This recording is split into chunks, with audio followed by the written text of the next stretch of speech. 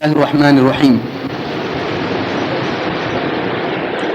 قال حدثني عمارة عن أبي معمر قال سألنا خبابا أكان النبي صلى الله عليه وسلم يقرأ في الظهر والعصر؟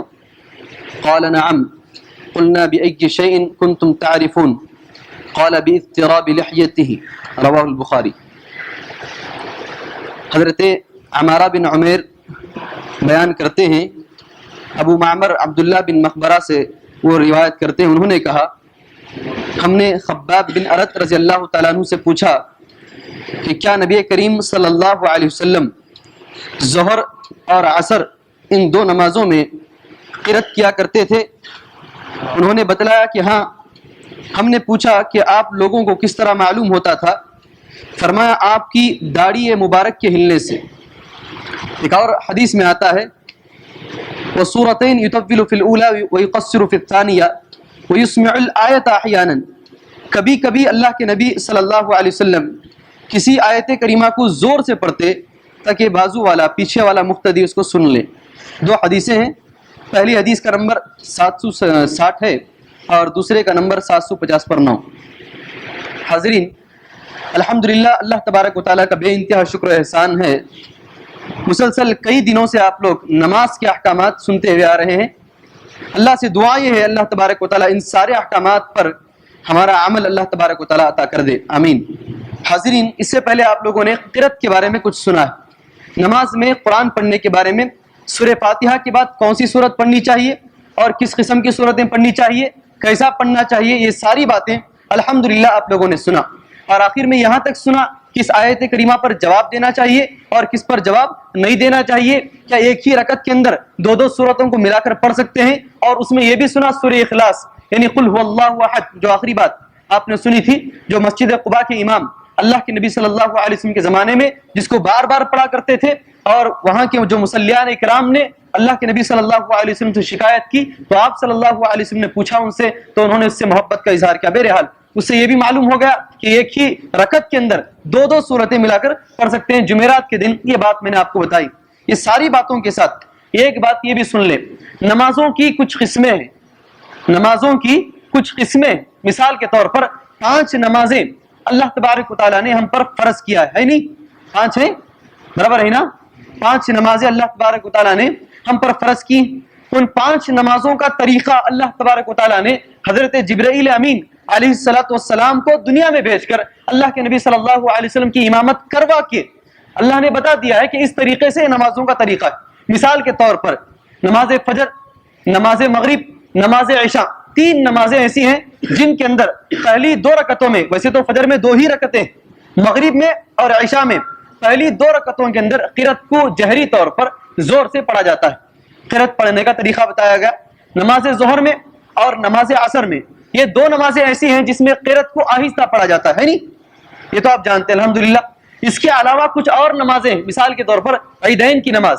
عیدین بولے تو جی، عیدین بولے تو جی، وہ تو لفظ سمجھ میں آ رہا ہے نا. عیدین بولے تو 2 عیداں، ایک ہے عید الفطر رمضان کے بعد دوسرے دن چاند دیکھ کر جو ہم لوگ مناتے نہیں، عید الفطر. دوسری عید عید اضحیٰ یا عید الضحیٰ جو بقرعید کی عید ہے، قربانی کی عید. یہ 2 عیدیں، ان کو ملا کے کیا بولتے ہیں؟ عیدین، 2 عیدیں. ان 2 عیدوں کی نماز ان کو زور سے پڑھنا سکھایا گیا. ان کی نماز میں قرأت کیسے کریں گے؟ زور سے کریں گے. اور یہاں بھی یہ بھی سکھایا گیا نماز ظہر الگ ہے، نماز جمعہ الگ ہے. نماز ظہر الگ ہے اور نماز جمعہ الگ ہے.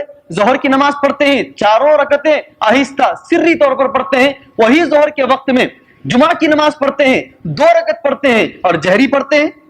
اللہ کے نبی صلی اللہ علیہ وسلم نے بتایا کہ کون سی نماز جہری ہونی چاہیے اور کون سی نماز سری ہونی چاہیے. نماز کسوف پڑھتے ہیں. کسوف معلوم؟ کسوف اور خسوف یہ بھی ایک نماز کی قسم ہے. نماز کسوف اور نماز خسوف کسی کو معلوم ہے کس کو بولتے ہیں؟ جی ذرا بتا دوں. سب سے لمبی نماز بول دیجیے آپ. جی، سورج گرہن کی نماز. الحمدللہ لمبی بولنے میں نماز پر تانا نہیں کس رہا ہوں.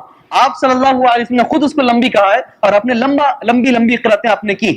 سورج گرہن کی نماز یا چاند گرہن کی نماز، اس کا طریقہ بھی آپ صلی اللہ علیہ وسلم نے بتایا کہ نماز میں قرأت کیسے کریں؟ جہری طور پر کریں.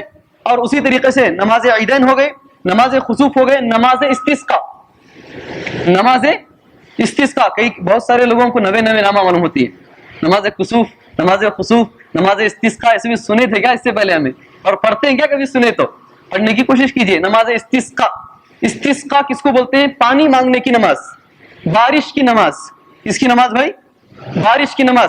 اس نماز کا سلسلہ، اس نماز کا طریقہ آپ صلی اللہ علیہ وسلم نے بتایا کہ اس میں بھی زور سے پڑھیں، اس میں بھی جو ہے زور سے پڑھیں۔ معلوم یہ ہوا اکثر نمازیں جو ہیں زور سے پڑھنے کی ہیں، اکثر نمازیں 5 نمازوں میں سے فجر، مغرب، عشاء، عیدین، جمعہ، استسقاء، کسوف اور اسی طریقے سے اور دوسری جو نمازیں تہجد کی نماز۔ کون سی نماز؟ تہجد کی نماز۔ تہجد کی نماز زور سے پڑھنا، آہستہ پڑھنا؟ جی زور سے پڑھنا۔ پڑھتے کیا تہجد آپ پڑھے تو معلوم ہوتا ہے جی؟ تراوی، الحمدللہ تراوی۔ تہجد کی نماز زور سے بھی پڑھ سکتے ہیں اور آہستہ بھی پڑھ سکتے ہیں۔ اللہ کے نبی صلی اللہ علیہ وسلم نماز تہجد پڑھتے تھے اپنے حجرے میں، اپنے حجرے میں، حجرہ بولے تو کمرہ بھائی، اپنے حجرے میں اور اپنے کمرے میں اللہ کے نبی صلی اللہ علیہ وسلم تہجد کی نماز پڑھتے۔ کبھی کیا ہوتا، بازو جو حجرے کے باہر جو آدمی مسجد میں بیٹھا ہوا ہے آپ کی قرات کو سنتا، آپ حجرے میں پڑھ رہی، مسجد والا سن رہا ہے آپ کی قرات کو، کبھی اتنی زور سے پڑھتے مسجد کے باہر سائبان ہوتا ہے، سائبان بیٹھنے کی جگہ، وہاں جو آدمی بیٹھا ہے وہ آپ کی قرات کو سنتا جب آپ تہجد کی نماز پڑھا کرتے تھے۔ تو زور سے بھی پڑھ سکتے ہیں اور آہستہ بھی پڑھ سکتے ہیں، لیکن چلا کر نہیں پڑھ سکتے۔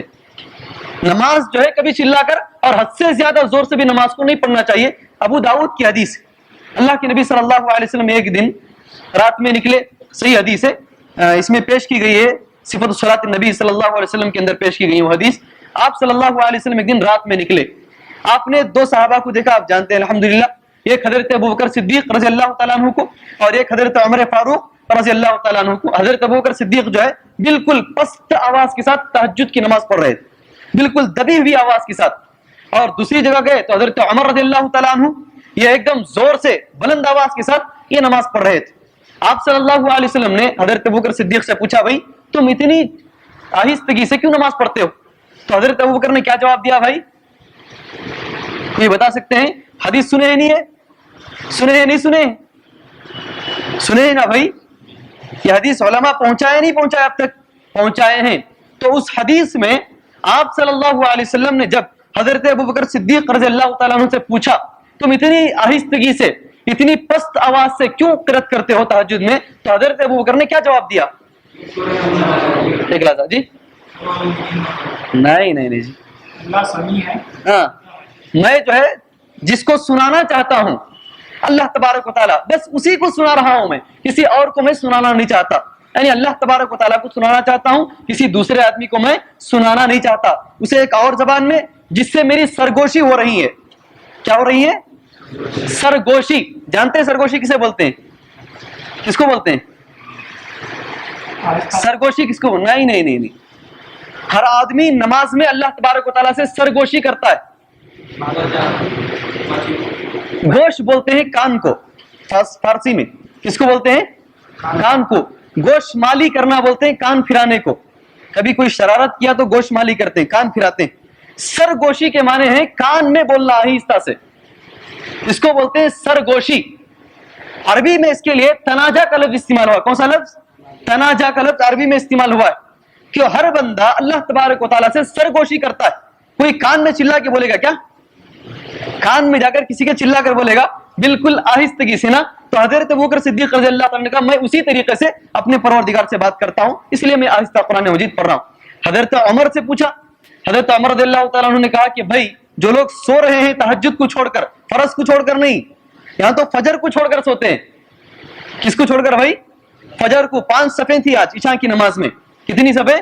5 صفیں۔ اللہ کی قسم کھا کر کہتا ہوں فجر کی نماز میں 2 صف یا 2.5، 2 سے 2.5 صف سے بڑھ کر نہیں ہوتی۔ بازو کا گھر والا بھی نہیں آتا اللہ کا بندہ۔ ایک حضرت عمر فاروق رضی اللہ تعالیٰ عنہ ہیں جو تہجد کے لیے زور سے پڑھتے ہیں، اٹھو رے تہجد پڑھو بول کر، اور ایک ہم لوگ ہیں جو شیطان کا پیشاب لے کر فجر چھوڑ کر سو رہے ہیں بہت سارے لوگ، یہی علاقے میں بہت سارے لوگ ہیں ہمارے مصلیان اکرام، ساری نمازوں میں حاضر فجر کو چھوڑ کر۔ کئی کو فجر کو چھوڑتے ہیں، کوئی بڑی مصروفیت نہیں، کوئی جہاد پر نہیں گئے، کوئی پروگرام پر نہیں گئے، کیا کرتے ہیں رات کے 1:30 بجے تک جاگتے ہیں، رات میں 1:30 بجے تک جاگتے ہیں, کچھ جاگ کر کوئی دوسرا کام بھی نہیں کرتے, بھائی چلو کسی بیوہ کا بھلا کر رہے ہیں, یا کسی یتیم لڑکی کا بھلا کر رہے ہیں, یا کسی کے ساتھ اچھا کام کر رہے ہیں, یہ بات بھی نہیں ہوتی.